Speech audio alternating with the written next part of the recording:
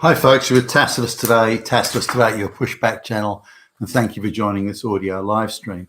Please listen to this presentation as you would a radio broadcast. In this essay, I'd like to talk about the parallels, or the attempted parallels, that are drawn by the globalist propagandists, the parallels between the mass people movements throughout history, particularly the mass people movements that happened a couple of times during the demise of or near demise and final demise of the Roman Empire, and the mass people movements of today coming into the West. Now, the narrative that they're trying to spin is, look, these mass people movements have been happening throughout history, through all time. They're natural, they're organic, it's how the world is, nothing to see here, and all these illiterate third world peasants pouring into the rich white West, and only the rich white West. That's just totally natural. That's just how it all is. Just accept it, suck it up, and if you don't like it, you're Hitler, and so on. So let's have a little look at these mass people movements and see what parallels, if any, can be drawn between the mass people movements of today and the what were called, or what would appear to be on the surface, mass people movements from the time. Now, remember, the population of the world was a great deal smaller at the time of the Roman Empire than it is now. So the movement of, say, 500,000 people from one part of Europe to another, that was huge. It would be, the equivalent of many millions moving today in overall, relative numbers, given the population of the world today and the population back then. But nonetheless, let's have a look at the first, certainly in terms of the Roman Empire, at least, the first recorded mass movement of people. Now, we're talking about the Cimbri tribe, which would have come from generally sort of where would be Ukraine, Belarus, Western Poland, that type of thing, come from around there, and even further south than that, and coming through, moving west across Europe, and traveling quite a distance, a few thousand kilometers, and then coming into northern Italy and threatening the then Roman Empire. And this is about 100 BC. So this is before the era of the emperors. This is while the Senate is still running things. And it was this, interestingly, this movement of the Cimbri tribe, Cimbri, that the Cimbri tribe, Cimbri, you can also pronounce it as, that kicked off a chain reaction that ultimately led to the Roman civil wars, Julius Caesar, and then the Principate, as it's called, with the period of the emperors. And it was this that really kicked off that process. So now here's the backstory. So approximately, depending on whose numbers you're looking at, between 500,000 and 600,000 people, which included the men, women, children, the horses, the baggage trains, all their possessions and belongings. They moved 3,000 or so kilometers across Europe, and they arrived in northern Italy and soundly defeated the Romans in two pitched battles, until Gaius Marius came along and then in turn defeated them in battle with much slaughter, by the way. So what are we supposed to believe? Was this an organic, natural people movement? Well, it might have been.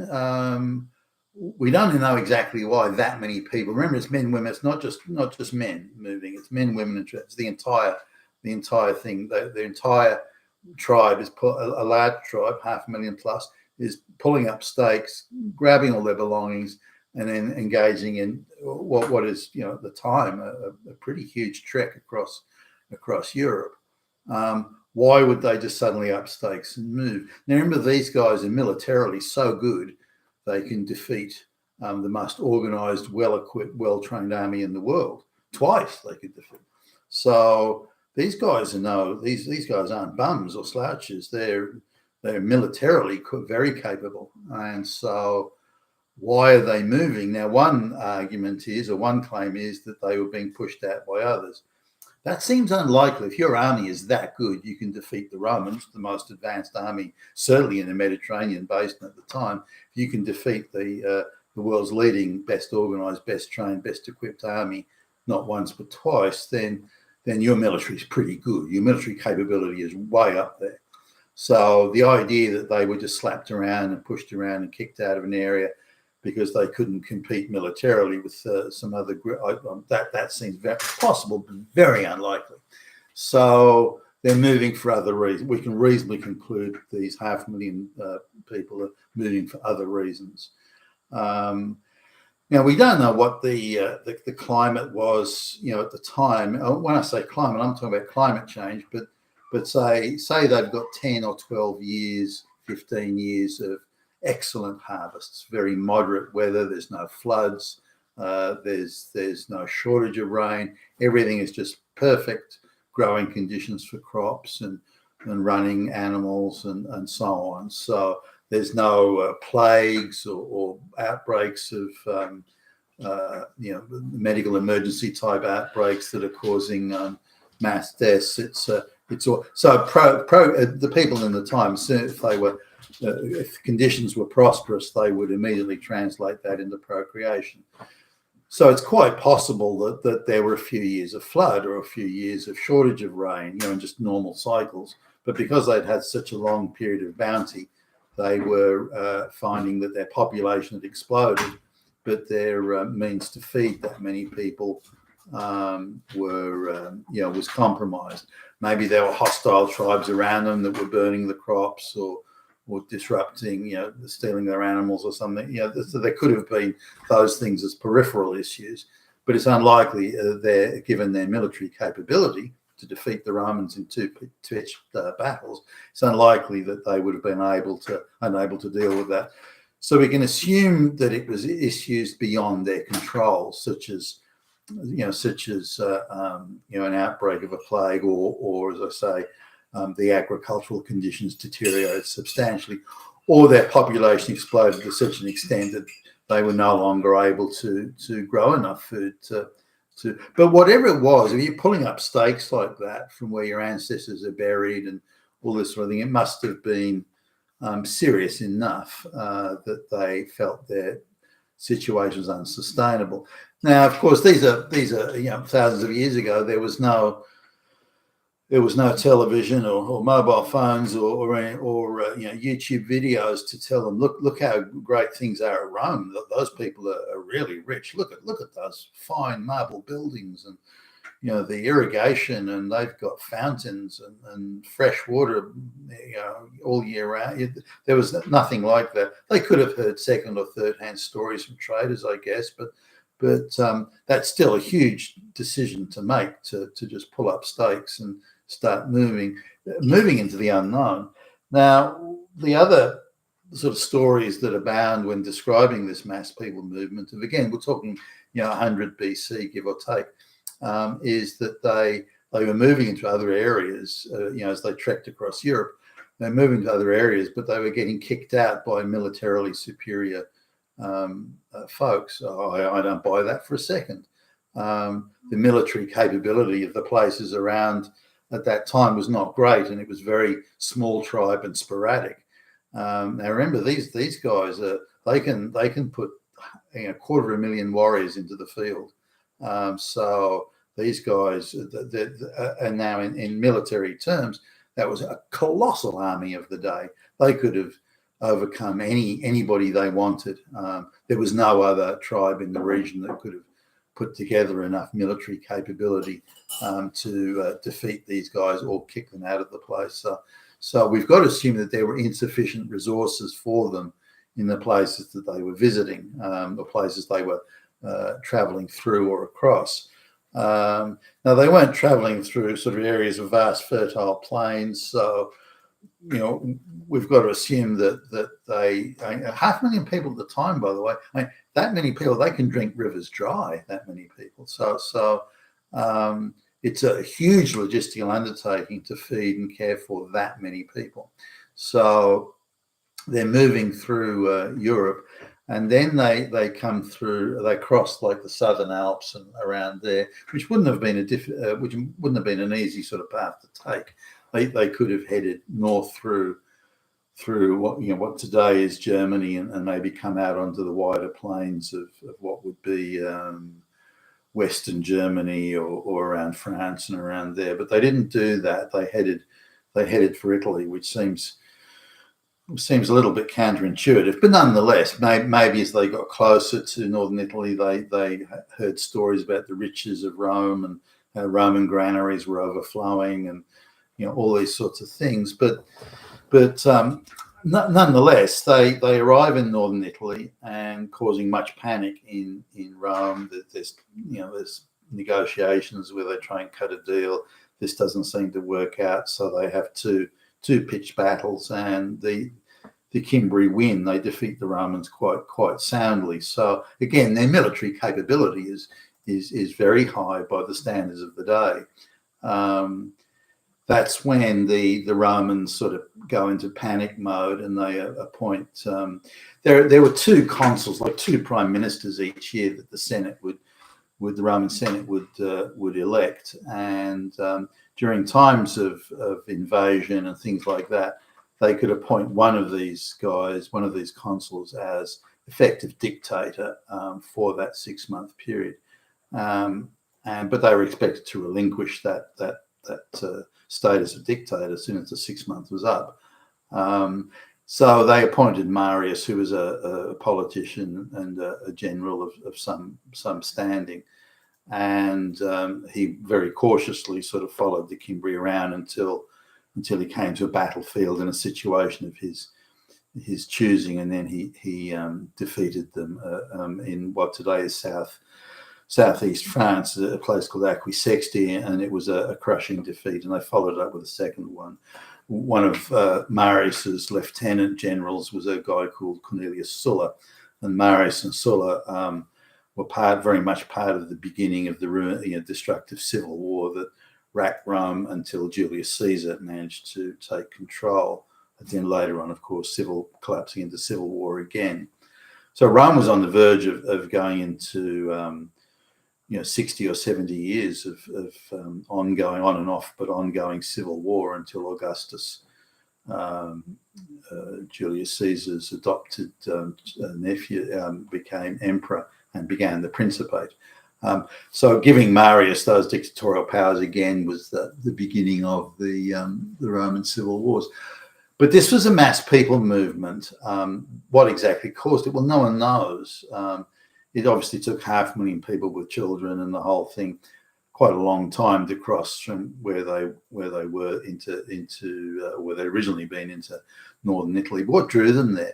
Northern Italy didn't have or Italy generally couldn't have just absorbed an extra 500,000 people. The agricultural productivity wasn't there, and so on. So it appears these people the Cimbri wanted to move into southern France. And remember, the populations are sparse at the time, so it's not unreasonable to assume they could possibly have done this.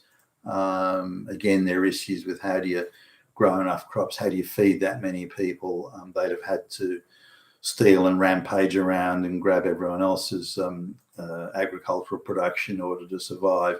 That would have caused a lot of destabilization in the area, which the Romans clearly wouldn't have wanted. So really there was nothing, if there was anything organic about it, the people movement, the Cimbri must have had some very good reason for moving across that much. They must have been unable to find any place that had sufficient productive agricultural resources and whatever else they needed in order to stay. And again, their military capability was very high, so that they weren't being moved on by superior armed forces. Not at all. There was a shortage of resources, suggesting that around Europe at the time, or that part of Europe at least, that there was some sort of either too much flooding or not enough rain or something in a very cyclical sense, and this was what was causing the people movement. Now, the other tribes in the area around that area were small tribes, very scattered, so they couldn't have formed sufficient mass to be able to threaten Rome. But it's not unreasonable to assume that there were people moving around, but in such small numbers they could be absorbed or move into an area, and there would have been sufficient resources to take in smaller additional numbers. Whereas with the Kimberley moving as $1.5 million a lot of people, that it couldn't be done. Now, looking at the people movements around, say, at the collapse of the Roman Empire and the Huns and this sort of thing, it's difficult to, again, if you look at the military capability of the Huns, it was very, very high, and they were moving from what appeared to be productive areas coming into Italy purely because they believed it to be a rich place that could be pillaged. It's the streets are paved with gold, so we can go there and get lots of free stuff and just take it from the locals. Now, there was a lot of pressure on the Roman Empire boundaries, and a lot of the Roman Empire, particularly the soldiers around the periphery and around the border areas, there was a lot of local tribesmen that were drafted into the Roman army. It wasn't people who thought that they had a vested interest in or any allegiance to Rome per se, and that the Roman state administration was falling to pieces anyway. Or in a state of decay anyway. So there's a lot of pressure on the borders and the borders of the Roman Empire. A lot of local soldiers, why should I put my life on the line for those people? And so there was more pressure, simultaneous pressure coming from a number of areas, whilst there was also simultaneously a lack of faith and belief in the empire. And so, but again, coming back to the Huns, these guys are militarily very capable. These weren't just bums moving around because they couldn't find another place. These were people looking to steal, capture, and pillage. And think, well, why should we have to work hard building up our agricultural or our civilization? Why don't we just go to this rich Rome and just take it all, take what we want? And so that was, I believe, was the attitude at the time. And the idea that the Huns were being pushed out of this and that area, and they had no choice as weak little so-and-sos to come to Rome and beg for. No, that's nonsense. The Huns, and indeed the Goths and others, they had a very high level of military capability. So they weren't being pushed around or kicked out of this or that area. They were coming to steal and pillage and take whatever they could lay their hands on, because they'd heard about the rich Roman Empire with the streets paved with gold.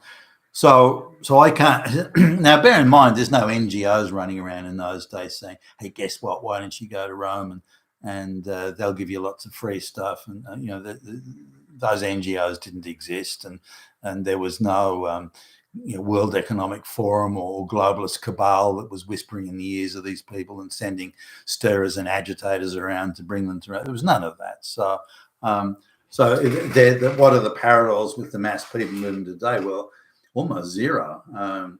These people aren't moving, although today they're not moving from the third world basket cases, as part of some spontaneous mass people movement. Far from it. There is a massive infrastructure all around the world, whether it be in Africa or through South America and through Mexico and so on. There is a massive World Economic Forum globalist funded NGO agitator infrastructure to convey these illiterate third world peasants into the first world as part of a coordinated program of, in my view at least, replacing white people with third world peasants, and the number of them moving in, and the grim fanatical determination that the globalists are applying to moving these illiterate peasants into the first world really tells you everything you need to know. And so there's nothing organic, nothing even slightly organic about the mass people movement going on today. So the parallels with the Roman Empire and its demise, I think, are close to zero. You've been with Tacitus today, your Pushback channel. Thank you for listening.